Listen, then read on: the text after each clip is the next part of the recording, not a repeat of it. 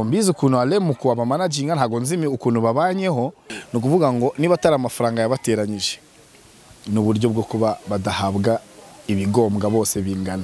Clarisse umuhanzi ushobotse ku buryo umuntu yavuga ngo yananiranye na manager bimuturutseho. Clarisse arashobotse gake namubonye nabonye ntacyo atwaye niba se umuhanzi abasha kubahiriza interview akazira igihe niba muri concert azira igihe agaperforminga kandi neza ibyo byose kuri côté discipline yo ameze neza nta kibazo. The Zoom TV 24. Yes, kwizere ko mumeze neza mu bice bitandukanye. Twikubwira ko utarakanda subscribe umuntu akanda he akanda kuri subscribe akamenyetso k'umutuku kugira ngo video zizajye zimugeraho mu buryo bwihuse bwa notification uyitukana niyo nzogera ihitiza. Hanyuma nago dutinda mu bintu byinshi buryohe uri umuntu umenyereye ibintu bya entertainment cyane. Amakuru arimo kuvugwa nuko cyangwa se yabaye confirmed nuko Clarisse Karasira kugeza ubu yatandukanye na Alemuko. Icyakora wenda ntago yigize atangaza byinshi ku gutandukana kwe. Umuntu ukurikirana showbiz nicyo cyinshi nyuma yo gutandukana gutandukana kwa Clarisse Karasira ndetse na Alemuko. Wenda kamanze nsuza abakurikiye iki kiganiro cyacu nsuze n'umuntu watwinjiriye bita Irabobo no mu bodyguard ni security wacu ni bouncer dafite ibiro nta biro afite well ni ibintu ntagari ibintu bibaye bwa mbere abantu barakorana bagatandukana. Hari nabandi benshi tuzi batandukanye na ba manager babo sina hano gusa mu Rwanda yewe no ku isi hose biraba no muri Amerika turabyumva no muri Afrika n'ahandi hose.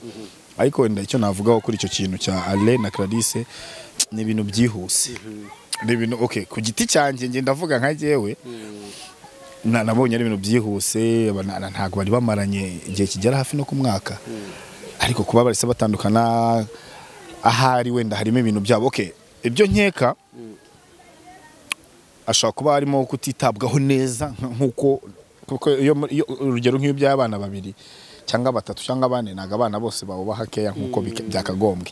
Hari uvuga ati ngewe ntago banguri inkweto nziza nk'izuri ndi bujyane ku ishuri nkeka ko no muri musique bijya gusa nk'ibyo ngibyo ku buryo wenda ushaka kuvuga ati umwe ntago yitabwagaho.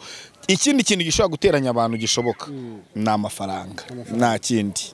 Hanyuma kuri icyo cyo kutitabwaho Alemuko afite isupusupu akagira na Clarisse Karasira. Urashaka kuvuga ko wenda Karasira se atamuboneye umwanya nko yaboneye igisupusupu? Okay wenda ashaka kuba yarawubonye ariko ntago ari 100%. Ntago ari 100%. Ntago mbizi ukuntu Alemuko aba managinga ntago nzimi ukuntu babanyeho ariko icyo nzi cyo ntago abantu babiri wabafata kimwe uzarebe no mu zindi label zose no mu zindi label zose naga abahanzi bose baba bari kimwe. No kuvuga ngo niba atari amafaranga yabateranyije n'uburyo bwo kuba badahabwa ibigombwa bose bingana.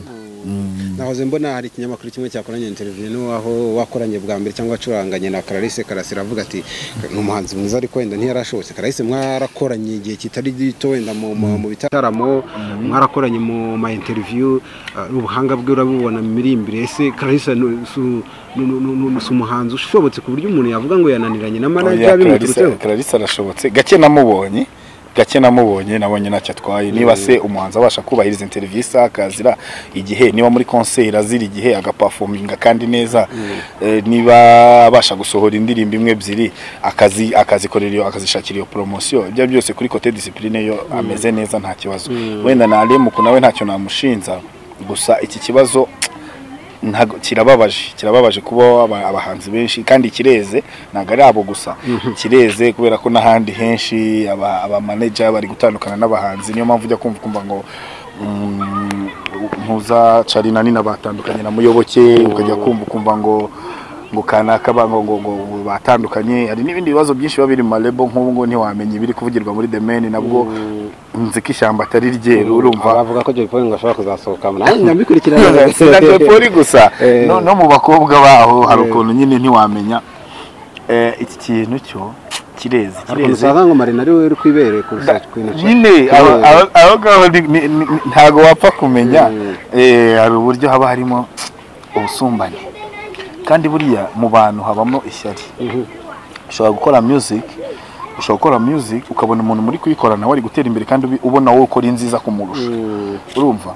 Niba ndi kumwe na Gisukari Majani ukabona we hit ari guturitsa hit kuri hit wowe ni gake gakeya niko babivuga agomba kuzamo akantu nyine ko kubitekerezaho tu buriya no gufata icyo cyemezo nabonye barabishyize ku mugaragaro bakora amasezerano barabigaragaza nyuma yaho Clarisse ajya ku rukuta rwe aravuga ati njyewe ndashimira ya papa boss ndayishimye nashyira amagambo yo kushimira ko kubera iki kubera ko buriya yashakaga kugaruza amagambo yari yavuzwe mbere ko mbere hari havuzwe amagambo menshi cyane avuga ko bapfuye amafaranga n'ibitangazamakuru bindi birandika bivuga ko hari uburyo bw'amafaranga batari kumvikanamo ariko ikiriho 100%, okay 80%, abahanzi n'amalebo yabo n'abamanager babo bapfa amafaranga nta kindi. Hanyuma wenda tukire kuri Clarisse Karasira na Gisupusupu ababikurikirana hafi bavuga ko hari mu kwenda yakundaga guha umwanya mwinshi Gisupusupu kubera ko Gisupusupu ni umuntu wacuruzaga cyane kurenza Clarisse Karasira.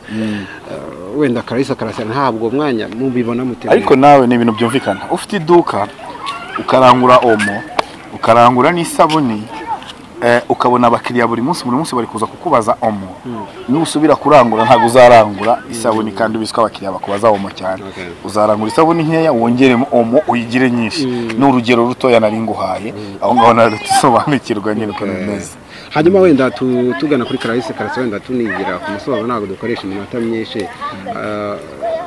birashoboka ko aza kubaho nta manager cyangwa se manager wajya mu biganza bizima urabona Clarisse Karasira yajya mu biganza bya manager bishobora gukorana manager wenda utikundana none ushobora kumva inyungu za Clarisse akumva n'inyungu za manager ku giti cye. Urabona Clarisse urwego yaragezeho n'urwego rwiza pe ikintu cya mbere nzi gishoboka nta mu manager utamwakira kuri uru rwego agezeho wenda iyo utandukanye n'umuntu na management runaka byari byose ubufite ibindi bintu utekereza kandi ntago na Clarisse ashobora kuba yakwivana hariya cyangwa ngo atandukane nabo nta kindi kintu runaka yizeye wenda bizaterwa n'imitekerereze cyangwa na management yiwe gusa icyo nzi cyo aho yajya baki aho yakomanga bamukingurira ku rwego yarari uvuga ngo aho lebo yakomangamo yamukingurira kabisa kamwakira. Hari abavuga ko Clarisse yazamuye na aremupfu cyane ku buryo okay yabigizemo uruhare ku ndirimbo ze nkeya ariko Clarisse yazamuwe n'impano ye buri impano nicyo kintu cya mbere kuba wubasha kwiririmbira none se wari kujya umuntu yakwishyurira studio ukajya muri studio gahagarara gusa ariko kwishyura studio ukajya mukaririmba neza urumva ni 50-50 aba harimo wagufashije wagusapotinze haba harimo n'impano yawe aho ngaho niho abantu tutabyumvikanaho kimwe kabisa. Nubwo tutaraganira Clarisse wenda mu bihe byavuga turaganira ariko hari abavuga ko baratandukanye na Aremuko ari umwanzuro ugayitse cyangwa ugayitse kuri mweho. Kuri njyewe ntago mbizi ariko nanone ashobora kuba yarihusemo gake kuko niba ari mu maboko ya management runaka umaze gukora performance zingahe zigaragara zizwi umaze kujya kuririmba ahantu hangahe audio video zawe 3 enye zimaze kujya hanze public runaka imaze kumenya nkeka ko ku ruhande rumwe yarihuse ku rundi ruhande ntago yihuse yarihuse kubera ndabitekerejeho cyane yes yarihuse kubera ko wenda yabonaga hari ibindi bintu biri gupfa niba ari amafaranga bari gupfa koko amafaranga ni yagize isi ushobora kubona amafaranga uri kugenda uyabura uyahomba kandi hari ubundi buryo wayabonamo well no ku ruhande rwa Clarisse nawe ashobora kuba yarabikoze agira ngo ibintu bye wenda bijye mu buryo buriya umuntu mukuru nago wapfa kwivana ku mugati utaza ahantu ugiye gukura irindazi cyangwa undi mugati ubwo abantu tureke kumujajinga oya we mujajinga bamureka ko ribye neza atuje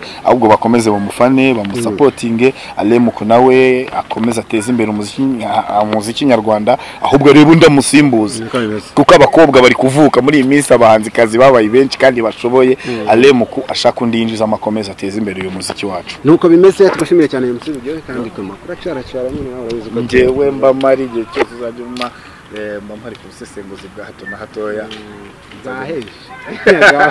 bwa hose yes tumushimire cyane umusizi buryo tukwibutsa ko turakana subscribe na comment tukanda kugira mu buryo bwa notification kandi bifishe my name is Didash keep watching cyangwa se komeza urebe ikindi tukanda comment twagiye ugiye kuri amazi na Tanzania turayikubita 2-0 itahe muri Tanzania 2-0 ndurayitsinda igitego cyane cyambere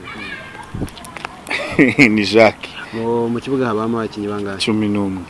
Mu izamu hakabamo bangahe? Uzi ko nzi umupira byatari nanjye ndumwataka. Hanyuma umuntu ukinisha imoso yatsinda penalty. Nuze penalty ko abantu bose bayitsinda, na penalty tabaho ni y'umutwe gusa. Niyo kuboko. Amakosa 5 mu mukino w'amaguru. Amakosa 5 mu mukino w'amaguru. Abamo touché, ukora touché rwo byajyanye. No bakoze intoki. Kuvunana wakandagiye mugenzi wawe. Naho ni ikosa, baro yirenze kurenza umupira naryo ni ikosa. Ikindi ni iki?